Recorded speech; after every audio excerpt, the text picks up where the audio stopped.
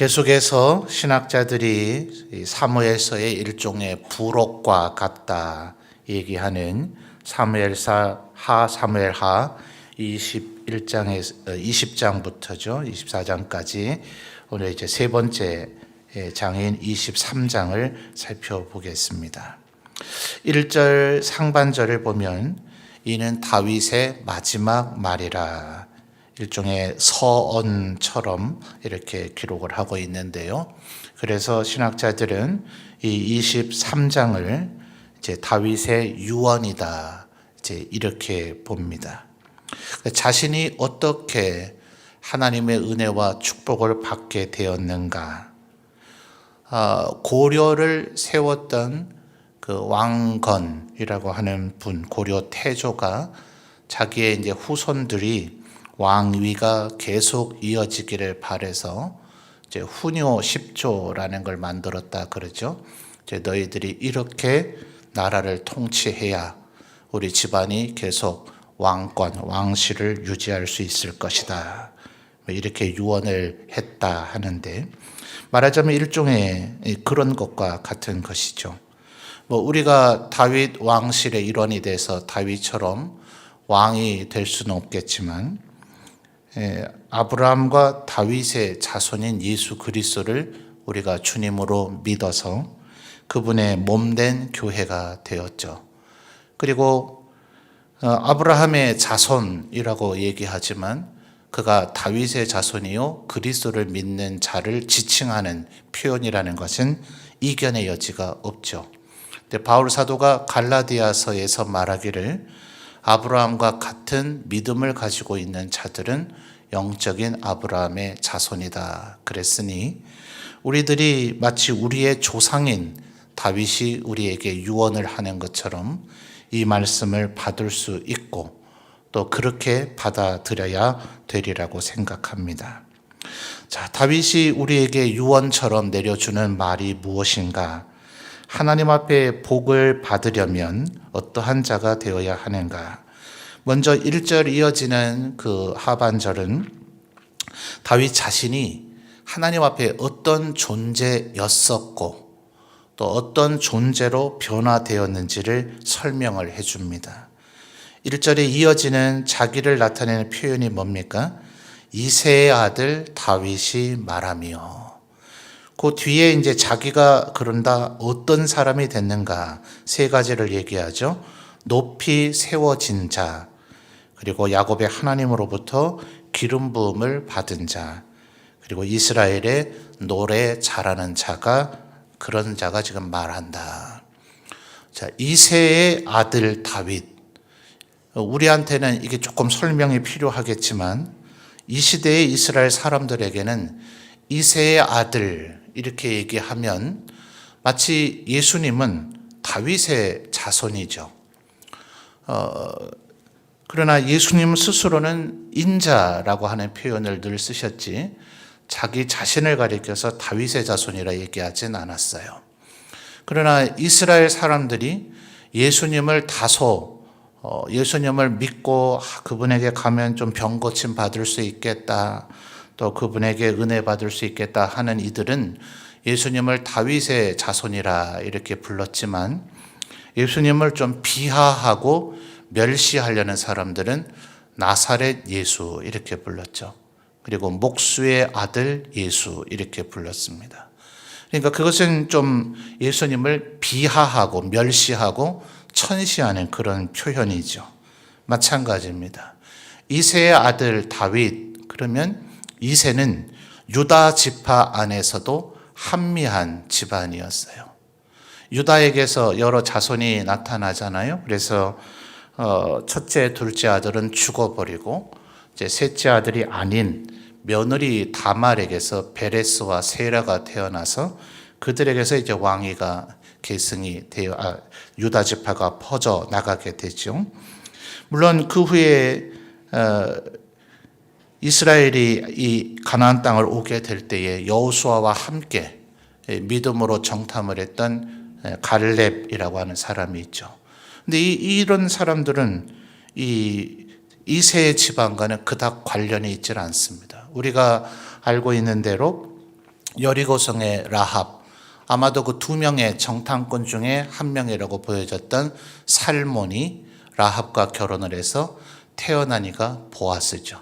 그래서 그 보아스가 또 모압 여인인 룻과 결혼을 해서 태어난 이가 오벳, 바로 다윗 왕의 할아버지입니다. 우리한테는 라합이나 룻이나 믿음의 여인이지만 이스라엘인들에게는 여전히 그들은 이방인이죠. 여러분이라면 어떡하겠습니까? 가장 그 정통 유대인인 리브가와 라헬의 후손 혹은 레아의 후손, 이런 여성이 아내인 것이 좋겠습니까? 아니면 정말 믿음이 좋지만 여리고인 모압인이 어머니인 게 좋겠습니까? 우리한테는 분명히, 성경은 분명히 그들의 믿음을 아주 격찬하고 또 마태복음 1장에서 소위 예수님의 족보에 거론되는, 남자들의 이름밖에 거론되지 않지만 그 수많은 소위 정통 이스라엘 12지파의 며느리들은 한 명도 거론이 되지 않지만 오히려 이런 여인들만 예수님의 족보에서 오히려 거론이 되죠. 그러나 당대의 사회에서는 이 이세의 집안은 유다 지파 안에서도 별 볼 일 없는 집안이었다는 겁니다. 더더군다나 장자 승계가 고대 사회나 어느 사회에서나 다 상식적인 일이 되어 있는데 다윗은 더더욱 이새에게서도 8번째 아들이었죠. 그래서 선지자 사무엘이 집을 방문했을 때 모두가 다 선지자 앞에만 올 수는 없으니 거기에 빠져 있었던 사람으로 선택된 사람이 다윗인 겁니다. 그러니까 이새의 아들 다윗, 이렇게 말할 때는 이 많은 것들이 다 함축되어져 있는 거예요. 그런데 그 다윗이 어떤 사람이 됐는가? 높이 세워진 자, 그리고 기름 부음 받은 자. 여기까지는 참 좋잖아요. 자, 그 다음에 이스라엘의 노래 잘하는 자. 법궤를 예루살렘으로 모시고 올 때 다윗은 너무나 하나님 앞에 감사하고 기쁨이 넘쳐서 에봇을 입고 속옷바람이죠. 속옷바람으로 알몸이 드러나 보일 정도로 그는 격렬하게 춤까지 춥니다. 근데 그걸 보고 사울의 딸, 공주죠. 공주였던 미갈은 어떻게 이스라엘의 왕이 그런 짓을 할 수 있느냐. 단순히 춤의 문제가 아닙니다. 복장의 문제가 아닙니다. 고대 사회에서 노래는 천한 이들이 하죠. 우리나라도 그렇잖아요. 이 소위 한때 불과 얼마 전까지만 해도 딴따라라 불렀죠. 그렇죠? 노래는 기생, 창기들이 부르는 겁니다. 그러니까 오늘날에는 연예인들이 대접받는 사회이고 우리 기독교 안에서는 하나님을 찬양하는 것이 거의 다윗에 의해서 레위인의 직무로 승격화됐다, 이렇게 신학자들은 표현합니다. 그렇게 우리에겐 찬양이 엄청나게 중요하지만 보편적 고대의 인식에서 노래는 천한 사람이 부르는, 정말 목자가 부르는 것에 아주 적합한, 목자니까 노래나 하면 되지, 이런 정도의 수준이에요. 그러니까 어쩌면 지금 1절에 다윗이 자기에 대해서 묘사하고 있는 게 4가지죠. 과거의 나, 이새 아들 다윗입니다. 현재의 나는 높이 세워진 자, 기름 부음을 받은 자, 이스라엘의 노래 잘하는 자. 중간에 높이 세워진 자와 기름 부음 받은 자는 과시하고 싶은 것 아닐까요? 누구에게라도 자랑하고 싶지 않겠어요? 여러분이 높아졌다면, 하나님으로부터 기름 부음을 받았다면 내가, 하나님이 나를 기름 부으셨다, 내가 아주 높은 자가 됐다, 이런 얘기 하고 싶겠지만 이새 아들 다윗이다, 내가 바로 이새의 아들이다, 또 혹은 이스라엘의 노래 잘하는 자다, 이 얘기를 하고 싶겠냐 하는 거예요. 다윗은 자기의 출발점이 무엇인지를 잘 알고 있고 현재 하나님께서 자기를 어떻게 만드셨는지를 잘 알고 있죠. 이 2가지를 기억해야 하나님 앞에 감사가 더 흘러넘칩니다. 여러분을 지금 하나님의 자녀 삼으셨음을 믿습니까? 영접하는 자, 곧 그 이름을 믿는 자들에게는 하나님의 자녀가 되는 권세를 주셨으니 이 권세가 여러분에게 있음을 믿습니까? 그러나 우리가 본질상 진노의 자녀였다는 것도 기억하고 계십니까? 여기서부터 감사가 나오는 거예요. 나는 원래 죽어 마땅한 자였다. 지옥 가야 마땅한 자고 천국에 갈 소망이 전혀 없는 자였다. 그런데 그리스도의 보혈의 은혜로 나를 천국 가게 하셨다. 바울도 그렇게 얘기하죠. 나는 악행자요, 포행자요, 심지어 현재형으로 죄인 중에 괴수다라고 얘기해요. 악행자였었고 포행자였었고 이건 과거형이지만 죄인 중에 괴수다라는 것은 현재형입니다. 그런데도 불구하고 하나님께서 나를 그리스도의 사도로 삼아주셨다. 나를 충성되이 여기셨다. 구약의 인물이나 신약의 인물이나 언제나 이 양면성을 기억하고 있더라 하는 겁니다. 자, 2절을 보시면 여호와의 영이 나를 통하여 말씀하신다. 성령께서 다윗의 입으로 자기 스스로를 간증하게 하셨는데 다윗이 한 말이긴 하지만 이게 성령 하나님께서 말씀하게 하신 것이다. 지금 다윗은 그걸 먼저 전제하고 이렇게 얘기하는데 그러면 1절에서 얘기한 이세의 아들에 불과했던 다윗이 어떻게 이러한 축복을 받게 됐는가? 3절 하반절에 중요한 것만 좀 추리도록 하겠습니다. 사람을 공의로 다스리는 자, 그리고 하나님을 경외함으로 다스리는 자여. 자, 다윗이 입으로 한 말이긴 해요. 근데 지금 다윗이 2절에 뭐라 그랬다고요? 여호와의 영이 나를 통해서 말씀하신다. 그러니까 하나님께서 다윗에게 다윗아, 너는 공의로 다스리고 나 하나님을 경외함으로 다스리지 않느냐. 이렇게 칭찬했다는 거예요. 공의와 경외함, 의와 공의, 성경에서 이 표현이 나오죠. 제가 과거에 우리 교회에 동역하셨던 이성민 목사님이 설교 도중에 이 부분을 아주 잘 설명했다고 제가 여러 번 인용해 드리고 있습니다. 의는 우리의 내면 혹은 내 개인의 인격 속에서 나타나는 의입니다. 근데 내 혼자 의로워 봐야 무슨 소용이 있겠어요? 여러분의 집 안에서, 여러분의 가정 안에서 여러분이 문 닫고 혼자 의롭고 거룩하고 성결하게 살면 뭐 하겠어요? 이 세상의 죄악이 흘러 넘쳐 소돔과 고모라를 방불케 하고 있다면 말입니다. 그래서 예수 믿는 우리는 나 혼자 의로움으로 절대 끝나면 되지 않고 이 세상의 빛과 소금이 되어야 됩니다. 소금이 되어서 더 이상 썩지 않도록 파수꾼이 되어서 그러다가는 멸망한다는 것을 말해야 되고 그리고 빛이 되어서 이 세상에 어둠이 물러가도록 만들어야 합니다. 무조건 우리가 어떤 강한 주장을 하는 게 아니라 우리 스스로가 빛이 되면 됩니다. 빛이 빛을 잃으면 그 세상은 암흑이 되는 것이지 온 세상을 빛으로 뒤덮을 필요는 없습니다. 그건 불바다고 재앙입니다. 그냥 내가 빛으로 존재하면 그곳에 어둠은 물러가게 돼 있는 거죠. 그게 바로 공의입니다. 왕이 자기 스스로는 공의롭지 않으면서 온 세상을 공의하라 이렇게 주장하면 누가 공의롭게 살겠습니까?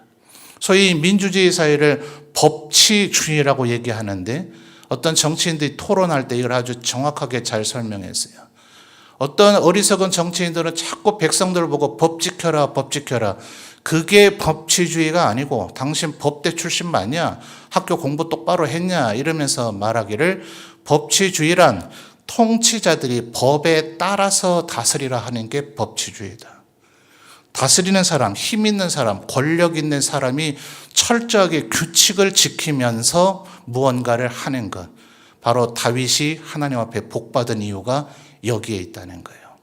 우리가 무엇이든지 익숙해지면 나에게 권한이 생기면 내 지위가 높아지면 우리는 그때부터 슬금슬금 내 멋대로 내 마음대로 내 생각, 내 경험, 내 주장이 곧 법이다. 내가 하겠다는데 누가 감히 나를 막을 거냐 하는 생각이 우리의 마음속에 다 꿈틀꿈틀 솟아오르게 되어져 있어요. 그래서 3절 하반절에 다윗은 공의로 다스릴 뿐만 아니라 동시에 하나님을 경외함으로 다스렸어요. 그래서 이것을 가리켜서 부왕정신이라고 합니다. 왕들은 지가 왕이 되면 자기가 제일 높은 줄 알아요. 그런데 부회장님은 회장님이 유고되었을 때 비로소 역할이 시작됩니다. 회장이 존재하는 한은 부회장은 아무것도 아닙니다.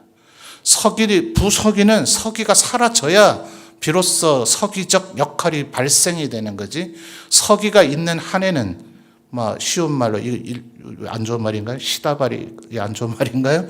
서기의 시다발이밖에 되지 않습니다. 부왕이란 바로 그런 거예요. 인간이 왕이 됐다, 내가 목사가 됐다, 내가 총회장이 됐다, 천만의 말씀이요.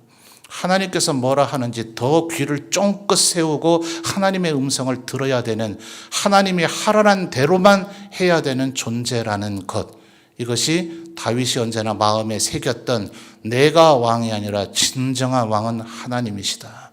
부왕, 나는 부왕에 불과하다, 부회장이듯이 부왕에 불과하다 하는 것이 3절 하반절에 하나님을 경외함으로 다스리는 자였다 하는 겁니다.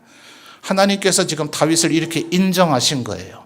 너는 공의로 다스렸고 하나님을 경외함으로 다스렸다. 그러하기에 4절과 같은 축복을 네가 받게 될 것이다. 자, 4절을 보면 굉장히 복잡한 얘기 같은데 세 가지로 추릴 수 있어요. 첫째는 돋는 해의 아침빛 같고, 설날 되면 돈달산이라도 올라가서 신년 감사예배 드리고 떠오르는 새해를 보십니까? 그 해나 오늘 내일 아침에 떠오를 해나 똑같은데 뭐하러 가서 봅니까? 그냥 보면 되죠.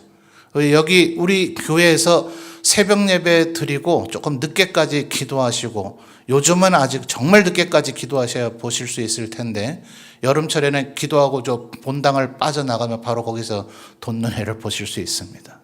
그렇게 보는 게 가장 은혜로운 해겠죠. 돋는 해의 아침빛, 부연 설명 필요 없잖아요. 우리 사람들은 이 돋는 해의 아침빛을 굉장히 좋아라 합니다. 또 구름 없는 아침, 때로 분명히 구름이 필요합니다. 구름 한 점 없고 바람 불지 않는 그 땅은 사막이 돼버린다, 이런 말이 있어요. 구름도 끼고 때로는 바람도 불어야 오히려 옥토가 된다, 이렇게 얘기하나, 그래도 구름 없는 아침, 정말 상쾌하겠죠. 자, 그 다음 표현이 아주 압권입니다. 비 내린 후에, 일단 비가 내렸습니다.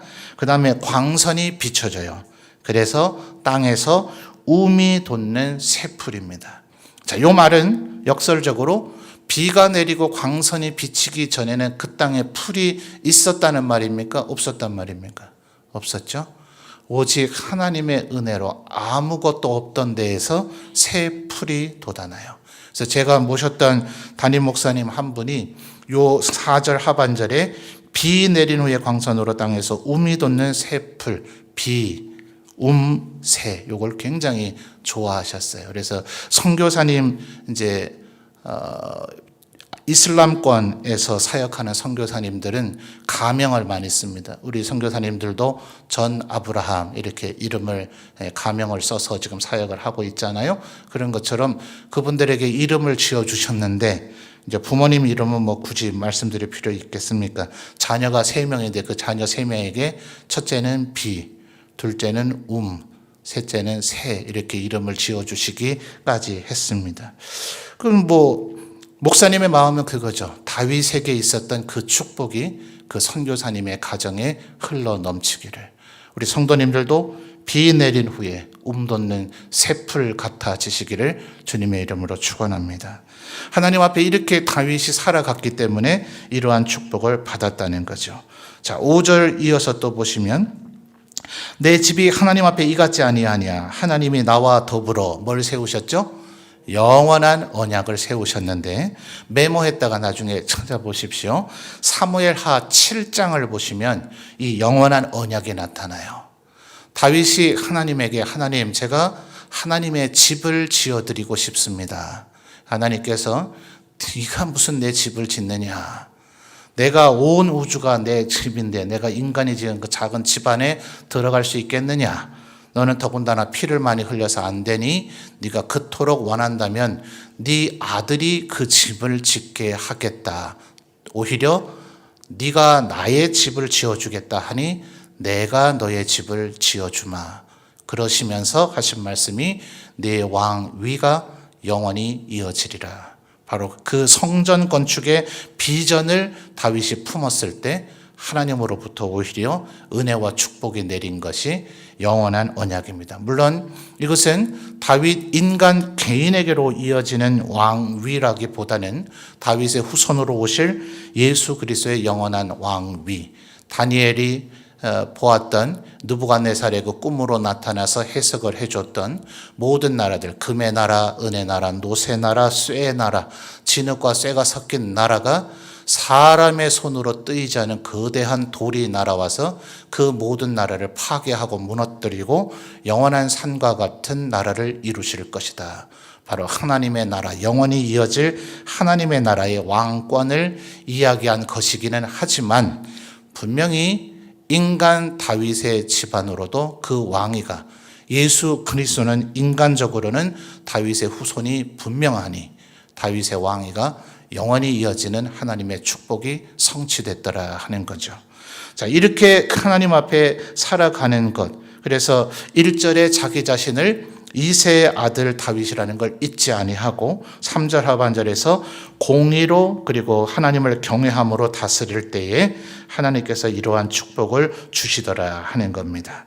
그래서 8절부터는 이 다윗을 도운 사람들의 명단이 나타납니다. 그 중에 가장 앞권이 13절에서부터 17절까지 나타나는 베들레헴 우물물과 관련된 이야기죠. 자, 왜 이런 일이 벌어지게 됐는가? 13절 하반절을 보십시오. 13절에 보면 블레셋 사람들이 이미 르바임 골짜기에 진을 쳤고요. 그래서 14절에 다윗은 산성이 있는데 그때 블레셋 사람의 뭐가 있죠? 자, 14절 보고 있어요? 요새가 베들레헴에 있었다는 거예요. 13절보다 상황이 더 악화됐죠. 진쳤다라고 하는 보통 이 표현은 텐트입니다. 텐트는 그냥 그날 쳤다가 그 다음날 거둘 수 있는 거예요. 그런데 14절에 얘기하고 있는 요새는 최소한 목책이든지 아니면 돌로 요새를 지었다면 이것은 정말 도로 탈취하기가 어렵습니다. 그런데 블레셋 사람들의 요새가 있는 곳이 어디입니까? 14절 하반절에 베들레헴. 어디죠? 다윗의 고향입니다. 사울이 자기의 고향이 기브아이기 때문에 사울이 왕이 됐을 때 기브아를 수도로 삼아서 거기서 통치를 하죠. 그러니까 이 다윗이 자기만 위하는 사람이었다면 베들레헴에서 통치를 했어야 맞아요. 그런데 처음 유다 지파만의 왕이 될 때도 헤브론에서 아브라함이 조카 롯과 헤어지게 될 때에 선택했던 곳이 헤브론이죠. 기럇 아르바라고도 불려졌던 헤브론. 그래서 헤브론에서 왕이 됐다가 예루살렘은 유다 지파의 변방, 동시에 베냐민의 변방, 유다와 베냐민의 경계선에 있는, 그래서 직전 왕을 배출했던 베냐민 지파도 포용하면서 서로가 경계선이다 보니까 정복하기가 어려웠어요. 여부수 사람들이 계속해서 거기에 산성을 짓고 살고 있어서 유다 사람들은 야, 베냐민 니네 경계도 되니까 니네가 정복하지 그래. 베냐민 사람들은 에이 뭐 하려고요. 유다 지파에서 정복하시죠.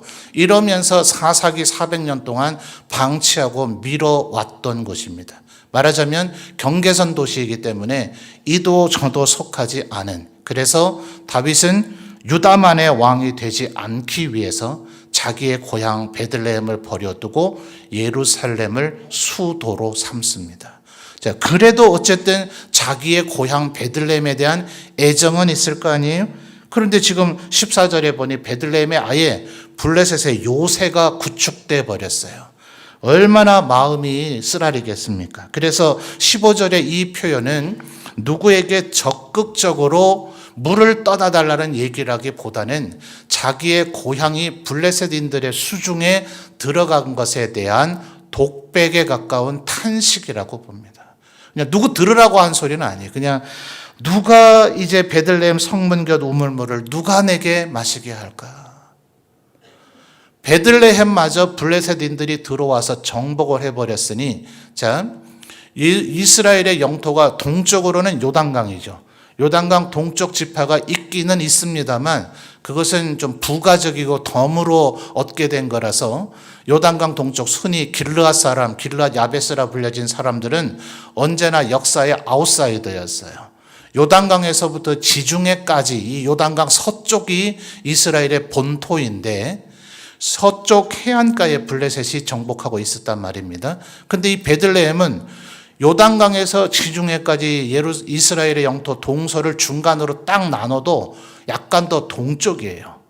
베들레헴까지 블레셋이 진출했다는 건 지금 이스라엘이 아주 심각한 지경에 블레셋이 거의 중앙부의 노른자 위를 다 밀고 들어왔다고 봐야 되는 겁니다. 말하자면 한국 전쟁 때 우리가 낙동강 전선까지 밀려왔던 거의 그 상황이라고 봐야 되는 겁니다. 그러니까 지금 15절에 이 다윗의 탄식은 단순히 내 고향 그 우물물 그게 아니라 내 조국 이스라엘을 이걸 어찌할꼬 어떻게 블레셋을 밀어낼 것인가, 어떻게 블레셋을 정벌하고 하나님이 우리에게 맡겨주신 사명을 이룰 것인가, 그 사명에 대한 탄식이라고 봐야 되는 거예요.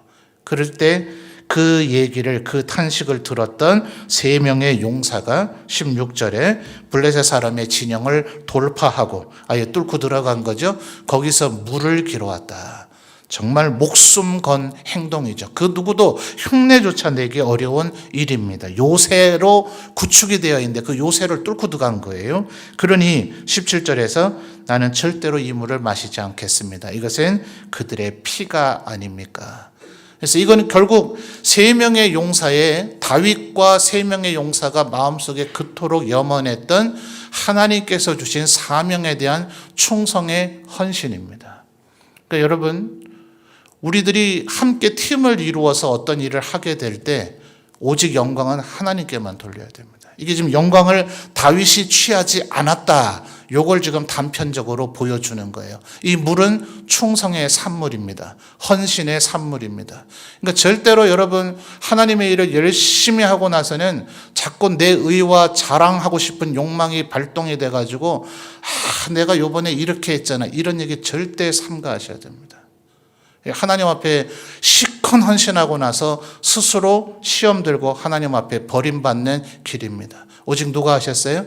하나님의 은혜로 이 일이 이루어졌습니다. 오히려 누가 여러분을 칭찬하거들랑 얼른 다른 사람에게로 그 공을 돌리십시오. 우리 성도들이 충성했습니다. 우리 장로님들이 몸 바쳐 충성했습니다. 우리 권사님들이 새벽마다 기도했습니다. 하나님이 우리에게 힘 주셨습니다. 이것이 우리의 진정한 신앙의 고백이 되어야 합니다. 이게 바로 다윗이 하나님 앞에 비움새가 되는 비결이더라 하는 겁니다. 여러분, 마지막 나머지 용사들의 명단이 쫙 기록이 되어 있는데요. 아주 중요한 것 하나만 체크해 보죠. 18절에 보십시오. 18절 우리 성도님들 읽어주세요. 시작.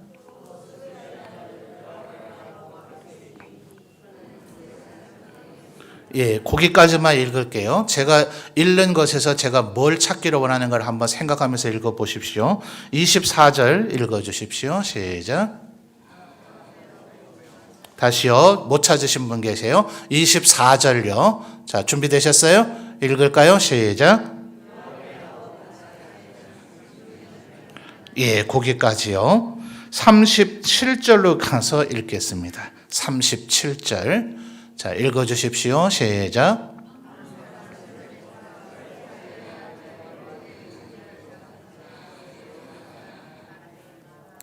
예. 이 세 절에서 공통점이 뭔지 아시겠습니까?